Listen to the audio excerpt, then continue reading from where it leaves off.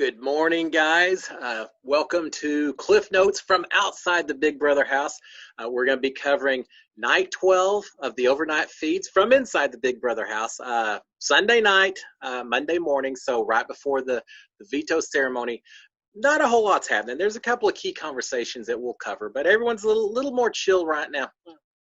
Relative terms, we're talking about the Big Brother house, but everyone's a little bit more passive, waiting until the veto ceremony together, but a few conversations that we will talk about. So let's get right into it.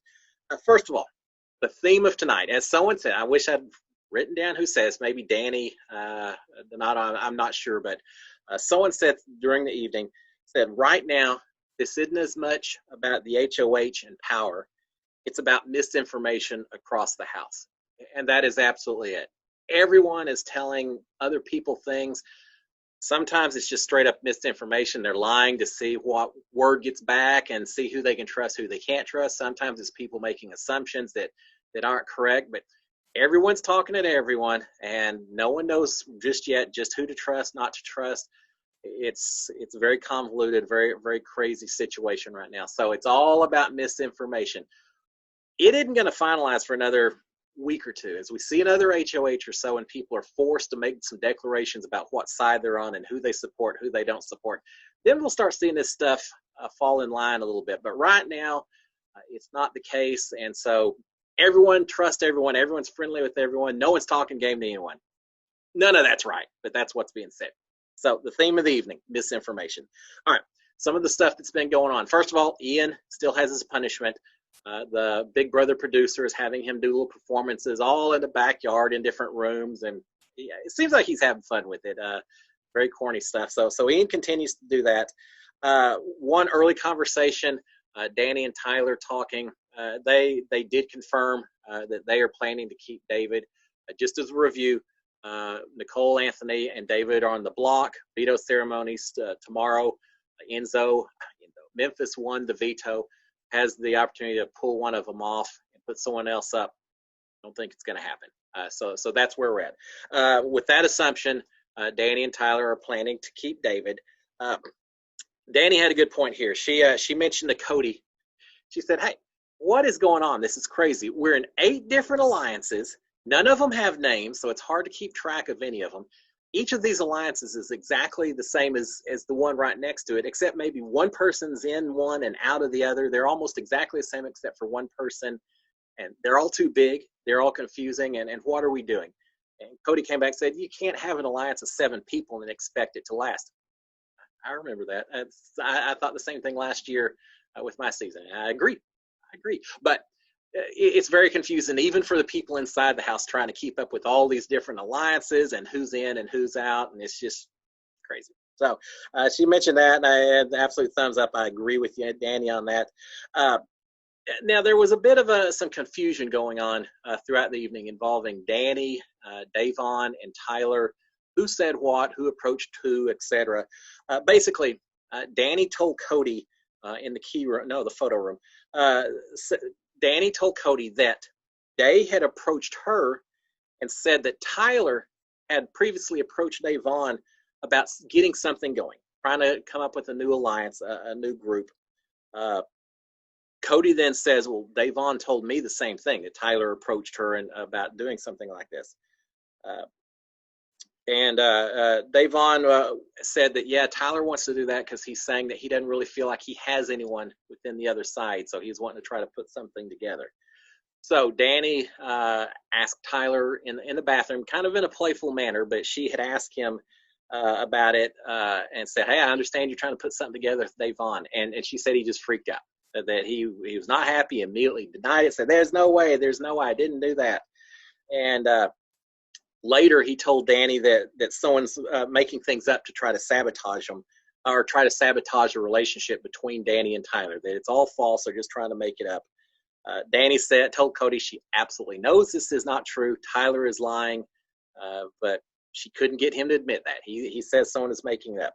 Apparently, Tyler later claimed that Davon came to him. He didn't come to Davon. She just came to him, and he kind of, brushed her off or whatever.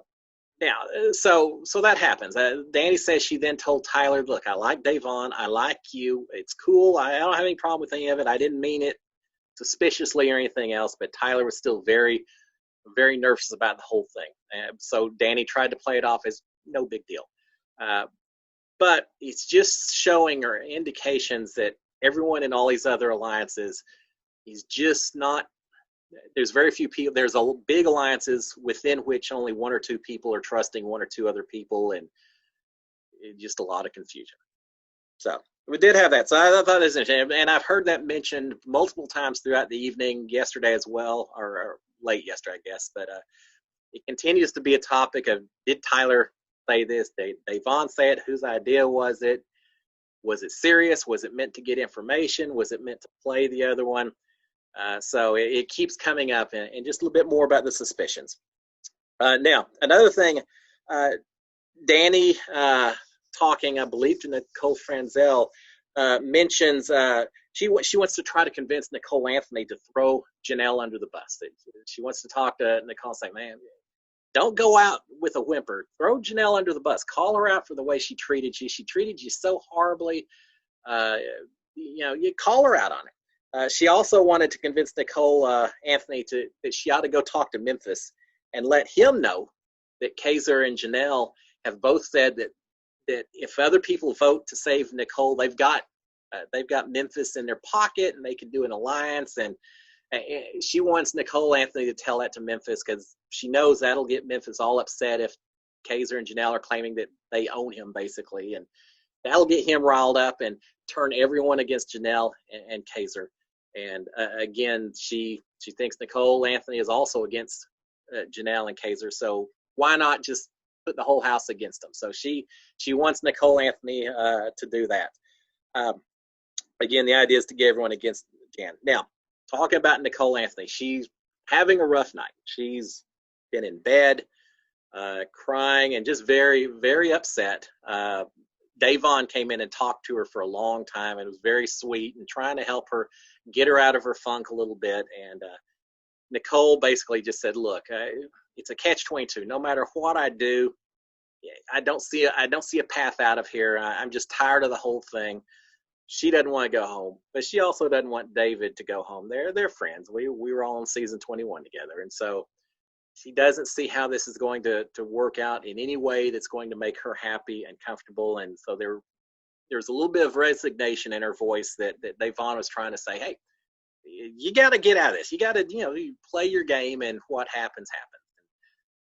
Seems like later in the evening, Nicole's a night owl. So later in the evening, as other people started drifting off to bed, Nicole got in the hammock in the back and talked to David for quite a long. David and Nicole talked off and on throughout the evening and tried to cheer each other up. And then she talked to Kevin in the hammock, and she seemed like she's feeling better. But Nicole's a little bit down in the dumps because she's on the block and such. So she had a little bit of a rough night, but Davon was very nice to her, very sweet of her. Janelle and Kaiser talking in the upstairs loft, they're starting to realize, as much as they want to fight for Nicole Anthony, they're starting to realize they very well may not have the votes, and it may be a bit of a lost cause to even push it too hard, which they're extremely worried if they lose Nicole Anthony.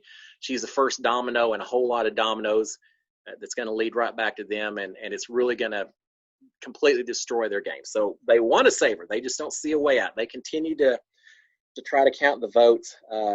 They realize that Davon is probably not going to vote David out. Ian, they tried to meet with him. We'll talk about that in just a second. In fact, we'll talk about it now. Janelle tried to talk to Ian again in the upstairs lounge loft area. Didn't go that well. Ian is kind of to the point. He didn't mess around a lot. Ian says he will work with everyone. He's not going to try to burn any bridges like he did with Frank in his past season. He's willing to work with anyone.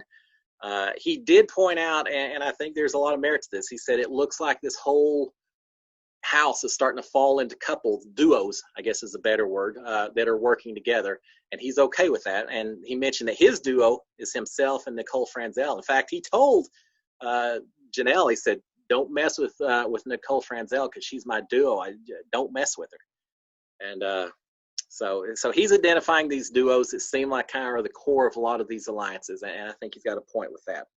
All right, Janelle tried to talk to Ian, didn't have much success. Later, Janelle and Kaiser talking. Janelle talking about who they think they've got within their potential alliance. She thinks they've got Davon, Bailey, and Christmas. Maybe not. I'm still trying to figure that out. The main group on the other side that they've identified is Tyler, Cody, Danny, Nicole Franzel, are kind of the core four alliance people on the other side. What else? Davon, and all right, now this is probably the most important conversation, I think, of the evening. Davon and Kaiser talking to each other. Two brilliant players. And the more I see these two playing the game this season, the more admiration I have for the way they're playing. I really respect both their games. But it really comes down to a lot of conversation of Kaiser trying to convince Davon that she needs to vote to save Nicole Anthony and let David head out the door. The key argument comes down to Nicole Anthony as a vote, that they feel like they need to take on the other side. But along with that, and really the key argument, is David a free agent right now, or is he already attached, aligned with the other side? The Connect Four, the Core Four, the closers, all the different names they've got over there. Is he a free agent or not? Davon doesn't think he is. She thinks that the only alliance right now that David has is with Bailey and herself, and David is a trio, that he's pretty much independent of everything else. Kaiser doesn't believe that for a second. He says, man, look at the veto competition.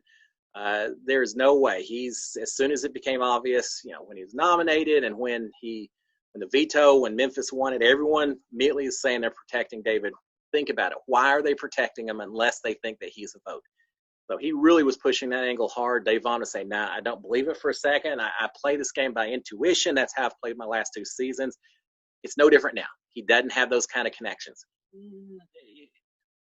They may not be as formal as some of the other alliances on the other side, but I do think David is a little bit more towards that side of the house. But at the end of the day, Davon was saying, look, David can just slide in if Nicole Anthony goes, which we love Nicole Anthony. We don't want her to go. But if she does, David can just slide in her slot and we are still good. Kaiser doesn't think that's going to happen. But at the very end, Davon said, look, for causes that exist beyond the game itself, I cannot vote out David Alexander right now. I just can't do it. Regardless of what you were suggesting, whether your position is right or wrong, I can't do it. Kaiser understood. He said, I get it, but we've got to play the game as well. The eventual agreement was that Davon would try to talk to David and very subtly ask him about any alliances, agreements, associations he may have with the other side, and just see if he divulges anything that's going on. I don't think it's going to matter. I really don't. I think Davon is going to vote to keep David, and I gotta be. I think regardless of just that one vote or Bailey as well, since they're a duo or a trio, it's again Davon, Bailey, and David already are a group of three. I don't think they're going to vote to send him out the door for game reasons or for non-game reasons. I think it's a lost cause. But she's going to talk to David and just see. And Kaiser said, okay, that's fine. Just see what you think. So, again, a lot of conversation. The two main conversations with Tyler, Danny, and who said what and everything else, and then Davon and Kaiser. I think those were the two key ones, but not a whole lot. We'll see what happens after the veto competition tomorrow. But in summary, here's what we've got right now. Tomorrow morning is the veto summary. I fully expect that Memphis will not use a veto. Nicole Anthony and David will stay on the block. Come Thursday, unless something weird happens between now and then, I think Nicole Anthony will go home. I just don't think she's going to have the votes to make it happen. But we shall see. We got a few more days, so things can change on a dime over there. All right, guys, y'all have a fantastic Monday morning. Have a great one, and we will be back in about 24 hours to talk about it again. Cheers, guys. SKD 143. Bye.